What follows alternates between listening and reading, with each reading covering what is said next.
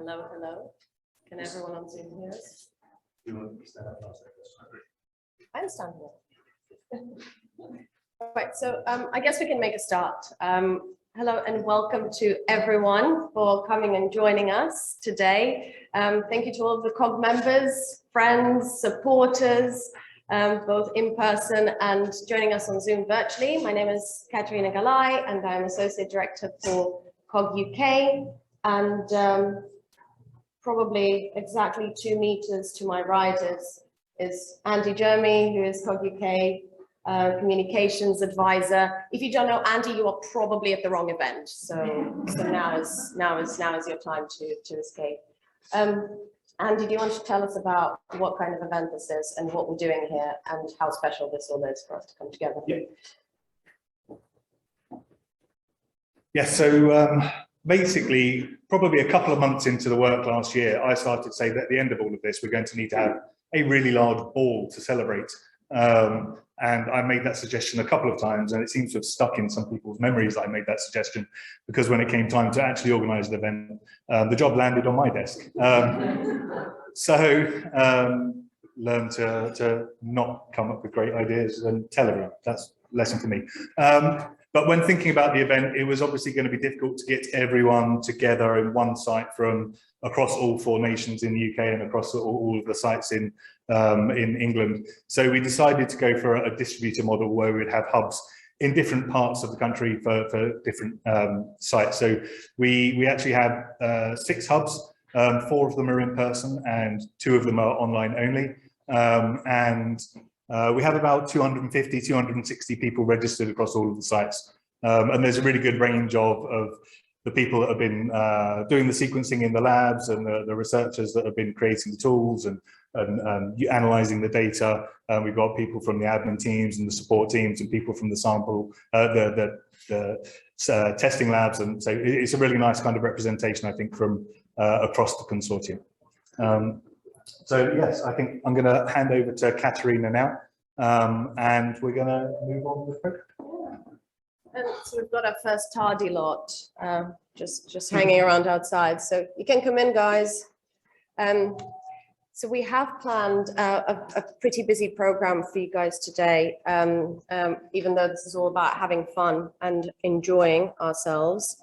So as you will see, if the clicker works, we have our first session that will be, that started now, will be until lunchtime with 1 coffee break in between. So this is for everyone to, this is a session for all of the hubs.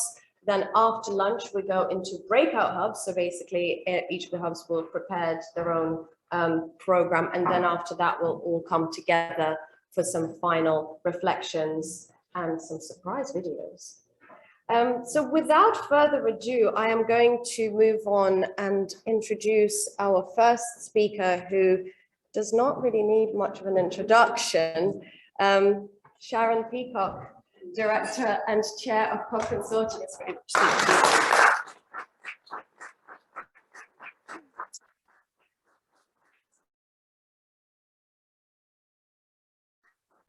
Well, thank you so much for coming in person today. I don't know about you, but it feels really strange to be mixing with people. It's strange to see how tall people are.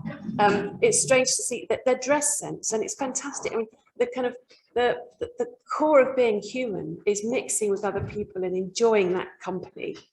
And I've really missed that in the last 18 months. And so it's brilliant to see you all here. And for anyone who's on Zoom, apologies that you're not here in person and that we can have a conversation, but really brilliant that you've joined us today. I have to start with thanks. I'm going to end with thanks again at the end of my talk, but thank you to everybody who's made COG-UK possible. And for this event, I have to say that Andy and Katerina have been extraordinary, together with those of you who've led the hub development for this particular day.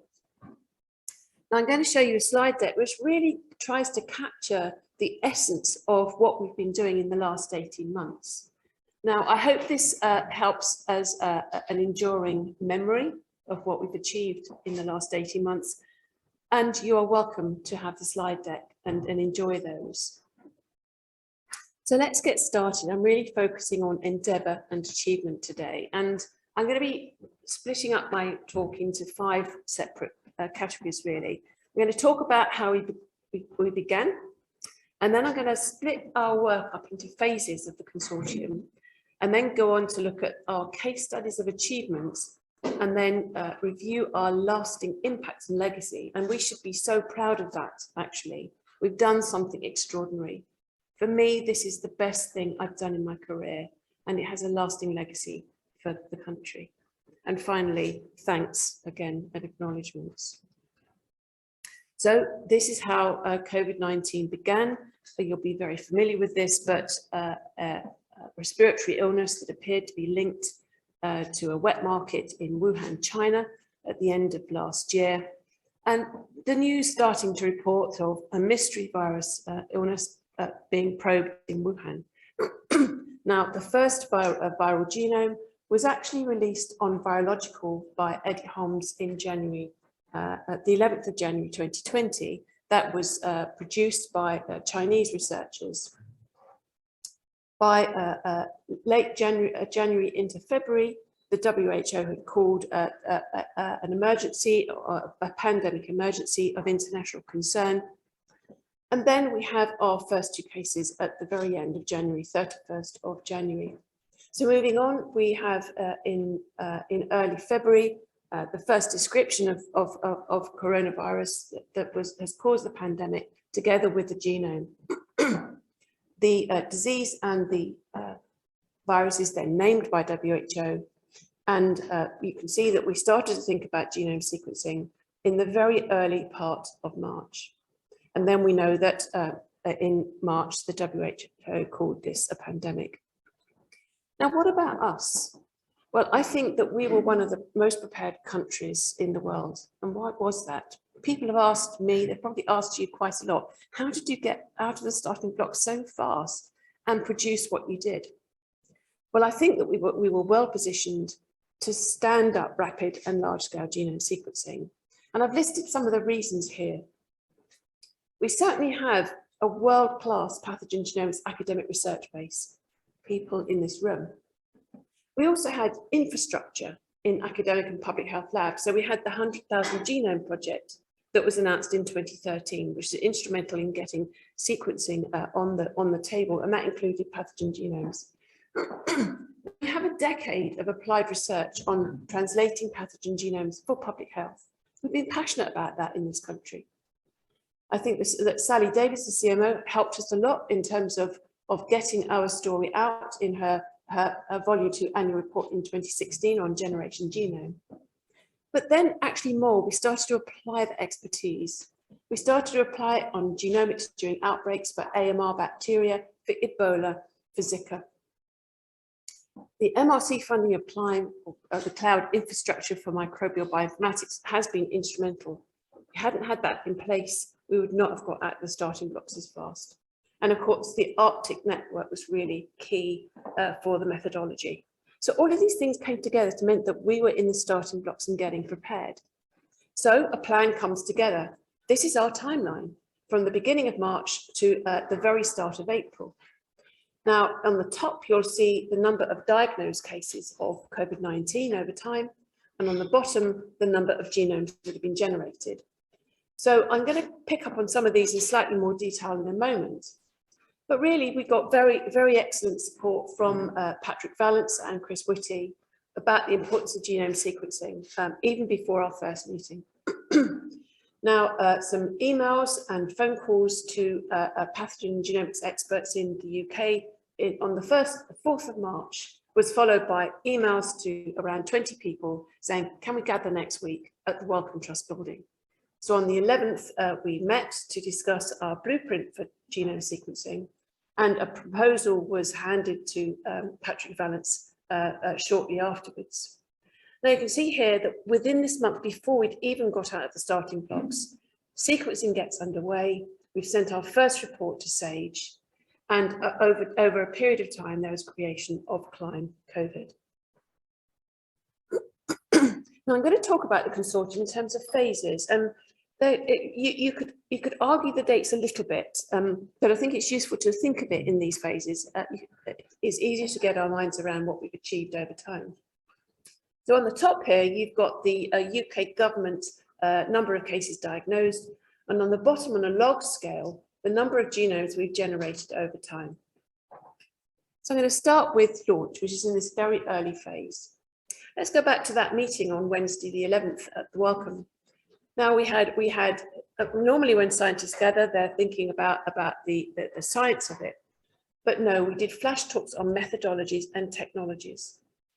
We discussed in particular the outcomes for public health driven sequencing for COVID-19. And I think this goes back to where we were in our thinking.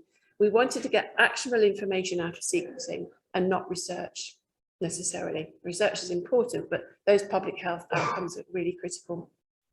We agreed the components of an end-to-end pipeline for sequencing from sample right through to use of data. And we agreed on a hub and spoke model for sequencing. That caused quite a lot of discussion. We could have gone for a centralized model or a completely distributed model, but we thought hub and spoke was the best one. We also agreed a model for governance of the proposed consortium, which has been an extraordinary process of bringing 600 people together under a legal framework. We then wrote a proposal for a COG-UK and really trying to synthesize our outcomes into this coherent proposal. Now, what I would say is that the plan focused on pace over perfection, really. And by the 15th, we had, it was a Sunday, that application was sitting with Patrick, and that was rapidly funded. So, you know, thanks to our funders. So really, during our launch, we were sequencing at pace already. So even before we were funded, there were 260 genomes by the time the first submission to SAGE and 806 by our formal launch. So over time, we had additional sequencing brought online. And a lot of our work really focused around 5 working groups for sample collection, method development, linking genomic data to clinical, epidemiological and biological metadata, and analysis of emerging genome data to inform public health response, and finally report writing. Now you're going to hear from colleagues who are shown on these slides, but breaking it down to the work that we did as a research network, providing a service to the country, we're going to be able to talk about logistics and operations, the sequencing development, data and meta-analysis, and the analysis tool. So we'll hear much more about that later, and I will pass on that. So moving on to delivery 1, phase 1. Really, we split this up from June to November 2020. It's when we progressed from 20 to 100,000 genomes. At that time, that was 50% of the global total. At that point, COG-UK, the hub, partner sites and public health agencies were working together to scale up sequencing capabilities and analyse the data. And even at that point, the data that we generated had been used in more than 120 retrospective and live outbreak investigations in the UK. So analysis highlights include the importation of different lineages into the UK. That was a key piece of work by Ollie Pybus, Andrew Rambo and others. We also described D614G, some important work by Eric Volks and Imperial, together with the mutation N439K by Emma Thompson and her colleagues, together with epidemic waves in Wales, Scotland and England, and the impact of non-pharmaceutical interventions. Many people involved there, but included Emma Thompson and Tom Connor and Dinesh Agarwal. And then also, I think analysis highlights included the B1177 spread from Spain, or the holiday lineage. By the end of November, we'd had our first COG-UK showcase showing what we were doing. Then Alpha emerged and everything changed. Now, we know about Alpha now very well. It's designated, it's a B117, first detected in the south of England, the earliest genome on the 20th of September 2020, followed by a high growth rate of COVID-19 through December. And the initial analysis indicated that Alpha had rapidly acquired numerous mutations, the most notable of which was N501Y in the receptor binding motif of spike, which increases binding affinity to the human ACE2 receptor. Now, that same mutation was found in the fast-spreading beta variant identified by Tulio de Oliveira and colleagues in South Africa. Now, we know very well about the properties of alpha. It's more transmissible. It increased the risk of hospitalization. It affected diagnostic testing that the S gene dropped out, but there was no significant impact on vaccine efficacy. And members of the consortium did a preliminary genomic characterization of this lineage and put that onto biological led by Andrew Rambo. Now, what was the impact of alpha on us, COG-UK? Well, Christmas was cancelled for many. There is the Grinch. It was the lineage that stole Christmas from us. And you know, at that point, I remember writing an email to everybody saying, "Brilliant, we've done really, fantastic job. Go and enjoy Christmas." And it was probably about 3 days when I actually wrote an email saying, "I'm really sorry about this, but we're all going to, for those of you willing, come back and start sequencing again." So people came back in an extraordinary and committed way and did sequencing over Christmas. And at that time, I think that, many of us remember there was a rapid increase in media requests and coverage. Most people hadn't thought the sequencing was, they didn't realize the importance of it at that time. And all of a sudden, everybody was very interested in it. I know that comms teams were bursting at the seams trying to manage the demand. So there was increasing expectation of us too. And that went right up to the top of the political, to our political leaders. So we progressed rapidly for 100 to 200,000 genomes by mid-January. And PHE developed a very technical group to look at really characterize their classification of variants and actually monitor them. At that point, we developed new bilateral contracts between COG-UK sites and PHE. We upscaled that with additional staff and equipment. So delivery 2. This goes from February 2020 to June 2020, and really during that time we progressed from 200 to 500,000 genomes. At that point, the COG hub partner sites and public health agencies continued to scale up sequencing capabilities. We had a major focus at that point of reducing turnaround times from sampling to genome sequencing and metadata upload. And at that point too, we were thinking about transition of routine sequencing to UK public health agencies. So COG-UK tools such as Mutation Explorer enabled public health agency scanning for mutations and putative variants of concern with the second COG-UK showcase. I'm hesitating because I think that should say 2021 rather than 2020. You probably spotted that. So what about transition?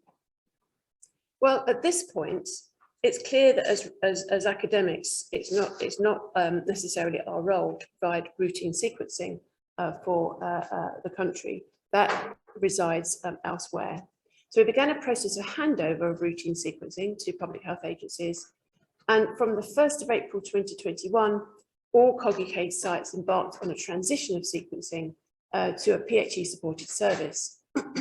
Now, the sampling strategy at that time was reset by the Department of Health and PHE, with COG-UK acting as a safety net. So by May 2021, all Pillar 1 samples for sequencing were redirected to Colindale. And a week later, we were asked to support Pillar 2 sequencing through a higher than expected demand. So then Delta came along and everything changed again. You'll again be familiar with Delta at B1617.2, and this was first detected in India in December 2020 and it spread to 98 countries within months, and it's essentially now dominant everywhere. So you'll know that it has mutations in the N-terminal domain, receptor binding domain, and the furin cleavage site, and it's around 50% more transmissible than alpha, and is associated with partial immune escape. So at this point, we went from 500,000 to 1 million genomes sequenced by COG-UK members. That was announced fairly recently. What's going to happen going forward to us? That's a really critical question. Well, the current strategy has 3 prongs to it. The first is data linkage across the UK science ecosystem. So we want to link genomes to other data sets, including human genomes and detailed patient metadata. We also, as you know, funded internal funding of research projects, which I'll describe in a moment. And we also committed to training other people in how to sequence SARS-CoV-2. So this is linkage. So we already do, as a matter of course, link the genomes with the anonymized sample IDs, which are then connected up to NHS numbers. But our ambition now is to get this data into a trusted research environment so that it can be analysed in relation to host genetics, to demographic data and electronic health record data. The idea of trying to join everything up together is that I think we've only scratched the surface of the analysis we've done so far. And what we want to do is actually tie up all of the information that we have to start to do a sophisticated analysis of the determinants of COVID-19 susceptibility and outcomes. Now, I mentioned that we had newly funded COG-UK research, and these are the 14 different projects across 3 areas. One is variants, secondly, future therapies, and the third is integration with metadata. So thank you to those 14 sites who are doing this, this additional research, and I'm looking forward to hearing the outcome from that. I've mentioned COG-Train. We were fortunate to get a £1 million award for 2 years, starting June 2021. That was from the Wellcome and the Foreign and Commonwealth Development Office. And we're really doing developing a series of freely available future learn courses based on our unique experience at COG-UK. We're also developing Train the Trainer and virtual classroom courses using the Wellcome Africa and Asia Programme network to build strong local capacity. We're also developing an online community centred around the establishment of in-country sequencing. So we believed when it came to SARS-CoV-2 sequencing overseas that our best use of our expertise was in training rather than in sequencing for other people. That builds capacity elsewhere. Now I'm going to talk about case studies of achievement, but before I do that, we really need to recognise that we have to acknowledge the sombre backdrop against which this work has been placed. So we've sequenced over 1 million genomes, but we also know that each of those comes from a patient, some of whom will have died. And during this period of time, there's been a great change in our social structure. We've needed to work from home, we've needed to homeschool our children, people have become isolated, and it's been a very difficult time. So although this is a celebration of achievement, we need to contextualize it in the setting in which it occurred. So our achievements, number 1, is that we sequenced quicker, cheaper, and more productively over time.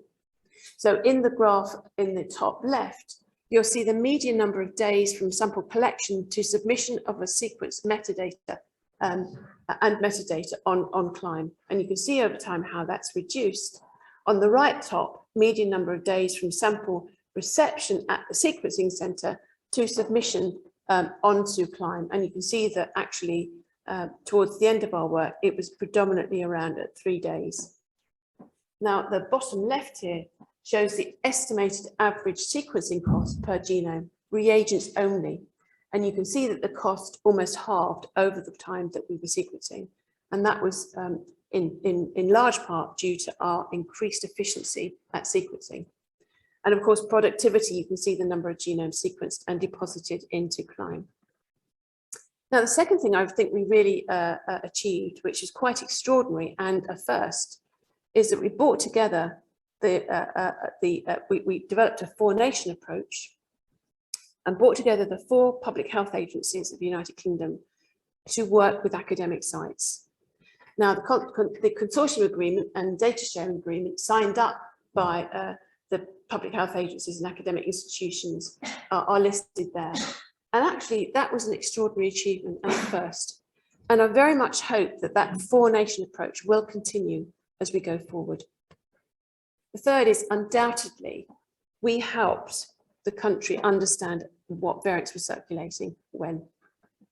So our data and the tools developed by members have been really instrumental in enabling that identification, investigation and tracking. And you can see here how the different waves have occurred in the United Kingdom. There's also a screen grab of some of the work developed by the COG-UK Mutation Explorer, which just shows some of the mutational changes in Alpha and Delta. That website is used extensively by people who want to look at the circulating variants and mutations.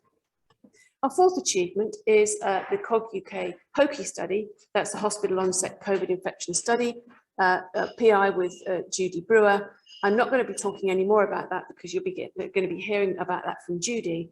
But actually, this is the very first phase 3 prospective cohort study to look at whether sequencing information actually guides and informs infection prevention and control. Fifth is the tools that consortium members have used worldwide and methods. So I've put here sequencing methods with the Arctic Network, the Pango lineage nomenclature, and also the bioinformatics tools. So this has been an extraordinary contribution by members to the UK and elsewhere. Our scientific publications have been extraordinary. There are 60 publications already. So we've generated some really key observations to the global literature, and there are many more preprints in preparation. So our scientific output has been quite extraordinary. Now, what about lasting impact and legacy? Well, certainly pathogen genomics in the UK has been strengthened during the pandemic, and that is in large part to COG-UK. The relevance of genomics to public and global health has never been more clearly understood by funders and policymakers and politicians. So genomics is really here to stay. I think that so looking ahead, we'd like to solidify and strengthen our ties amongst the broad network of members. And a part of this legacy, we are going to explore forming a COG-UK alumni network. So our award finishes in March 2023, following an announcement of an extension. After that, we're going to be exploring an alumni network. And in fact, we're going to be talking to you in the next few weeks about this alumnus network to think about what you need to stay in contact with each other and to provide a forum for support. So you will be consulted about that in the coming weeks. So moving on to thank yous. And I'm very grateful, and we're all grateful to the funders and funding facilitators. So this is the funding that we've had. So our initial funding was £20 million, followed by an extra £17.2 million, and you can see the funders there, together with funders of COG-Train. Pictures of the people along the bottom. These are people that have been instrumental in us and in supporting us in getting the funding. You can read the names there, but I'm grateful to all of them. I'd like to thank partner organisations, and so 16 regional sequencing sites and the central hub at the Wellcome Sanger Institute, together with the 4 public health agencies. We did it, actually. We did it. We worked together. We've produced something quite remarkable. We couldn't have done this without additional collaborators, and that includes the UK Lighthouse Lab networks, some laboratories who were not involved in our initial development of the consortium agreement, together with numerous NHS partners. So thank you to them. Also our scientific collaborators, and so we've been working very closely with numerous scientific collaborators, including ISARIC, Health Data Research UK, the UK Coronavirus Immunology Consortium, G2P and others. We've actually been embedded in the core national studies really from the outset. And our work has supported studies such as REACT and the ONS study, together with vaccine studies. And thank you. So this is the latest list of people who, when there's an affiliation on our publication, COG-UK Consortium, this is the people that are on there. And this matters a lot to me, because if we don't get this right, we don't credit everybody who's been involved in this work, who otherwise would not be credited. And one of the things we've been very passionate about in the management team is ensuring that we apply our publication policy as strongly and as stringently as we can so that people are duly recognised. And thank you to the management team for COG-UK, who've been absolutely phenomenal. So the top two rows are the management team. You may not have known, but we had an advisory group and the pictures, Gordon, Dugan, Stephen Caddick, Doreen Cantrell and Dina Pile acted as advisors, and they were called upon several times to help us when things got challenging. We also have the steering group, which is our decision-making body, which are the folks from Dominic Kwiatkowski through to Mira-chan. Thank you. You gave up your time to help us actually run COG-UK and keep it a stable structure.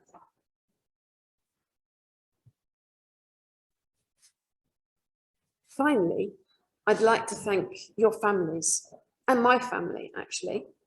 You know, we've been very challenged. Some people have had less to do during the pandemic. We have had a lot to do. People have worked very long and hard hours. Your families may have suffered, particularly around Christmas when Alpha emerged. And so thanks to your family and for any for the support that they must have been giving you throughout this pandemic to help you contribute to COG-UK and the work we've done for the UK. So thank you very much for listening. And I don't know, do I take questions at this point?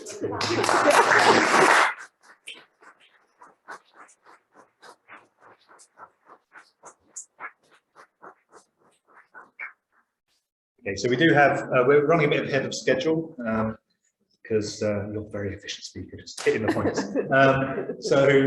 Does anyone in the room have any questions for Sharon, or if anyone joining us online on Zoom has any questions, please drop them in the chat. Anyone want to get started?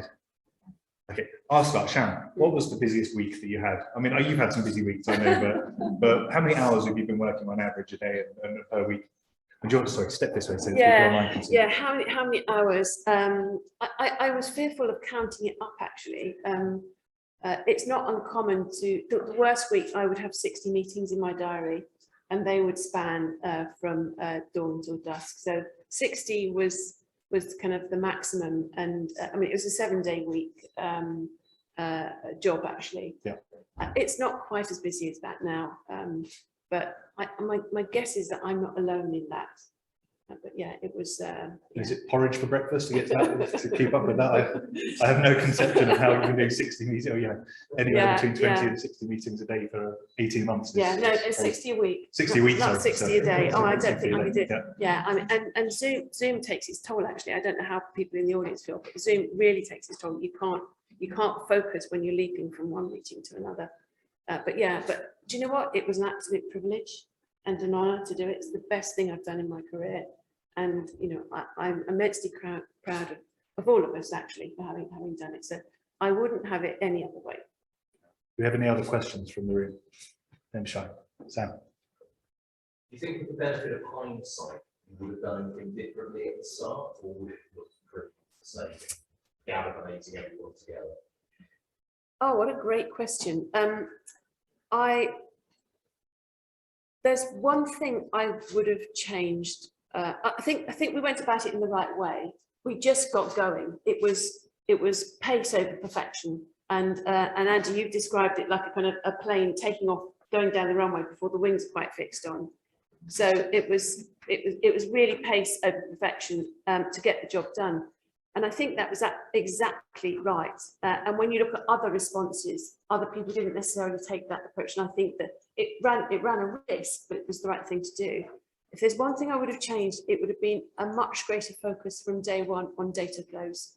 Because, we all know how tricky it was to do something that's quite simple, combining the genome with the very limited patient data, metadata that we had, and getting that flowing into time. So, and also because towards the end of our work, we were connected with 105 NHS labs, and there was no LIMS system for our data. So the one thing I would change would be to think much harder about that data flow.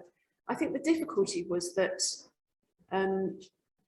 quite a lot of it was out of our control, and there was a big butterfly effect. So, you know, if a butterfly flaps its wings in Brazil, what's the impact, you know, in the UK? And so somebody would change the system somewhere, and it would have a big impact on what we did.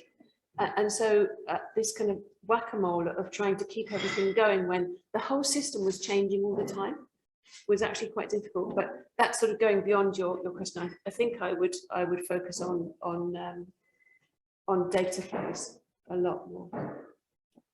Any other questions in the room? How about online? Nothing in the chat. Okay. Did we hit all of it? Everyone, did everyone hit the so those joining us online might not know that in the Cambridge Hub we're playing bingo. So and I think Sharon hit a number of the key phrases. We have another question. You mentioned the hub and spoke, it's quite heavy. I mean, in retrospect, that seems to fit really well. But what are alternatives? Can I just repeat the question just for Yes, people online? please, yeah. So the question was, the hub and spoke model worked quite well, but were there any real alternatives to consider? We considered, actually on that first day, that was when we really hashed out what the model would be.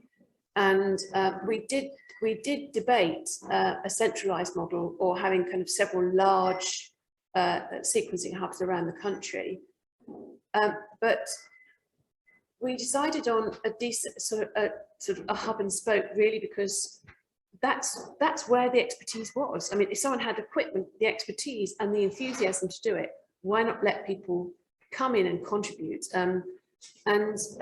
It made it quite complicated to manage, actually, and logistically, but it was the right thing to do. And just putting an umbrella over that and saying, if you want to contribute, come and contribute.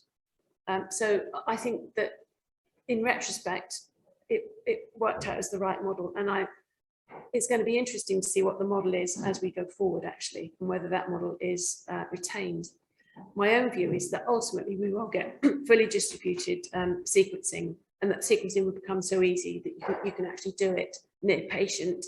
We're not quite there yet, but I'm hoping that distributed sequencing will persist in the future, because we need to get information to patients and to infection control teams, etc., quickly, as well as providing that information to a central database. We've got one question in the chat. That's okay. So we've got a question from Annie, and this is also building on what you said. Sharon, do you think we can use the phenomenal success of COG-UK to do this and make an impact on AMR surveillance and control? Alan, thank you for that. Yes, is the resounding answer. I think we're riding high at the moment, and we are placed to do something next. And I think there's two areas that I would say are really important. One is preparing for the next pandemic, but also AMR. So there's a huge amount to do in AMR and sequencing. And so I think that we could use our position and our expertise to delve into that. I mean, one of the things we need to get clear about is what the use cases are, and I'd be interested in what Alan thinks, but I think we need to be absolutely clear about the use cases and when should you sequence and when should you just leave it alone and not, because there's no benefit to patients or benefit to public health. But there's quite a few people thinking about that at the moment, and just in case anyone is interested, the Department of Health and Academy of Medical Sciences are planning a workshop in December where they're looking at how the COVID-19 science can actually inform an impact on AMR and how we can use that to control and tackle AMR. But yes, something that we could talk about quite a lot. Just going to say we need another March 11th meeting for AMR, I guess. But just before, unless there are any other questions, I was just going to say I would love to have been in that meeting as an observer, as a fly on the wall. Was it tense or emotional or very professional or you know, lots of people butting heads? You know, I'm sure lots of people are around, because you know I'd love to know. I'd love to have been there to see it. It was. I should write it up in detail, actually, because we've got minutes and notes and, you know, reflections. I should write it up because it was an important meeting. There was a sense of from my perspective, and other people may disagree, but calm determination. And so calm determination, a sense of pace required, a sense that we were all going to work together. And so, you know, there was no friction or tension in the room. We were working together to get this done. And I think that set the tone for COG-UK and how we work together, actually. It's been a very frictionless place to be. But I will write it up sometime. And we worked hard, but yeah, it was calm and, you know, directed. And I was looking through my emails yesterday, actually, and Jeremy, who lent us the room, emailed me that night and said, "What do you need to go take it to the next step?" And what I said in that email was, the academics in that room understood the urgency and the pace at which we need to move. And, you know, so you know, and thanks for your support. Please join me in thanking Sharon again.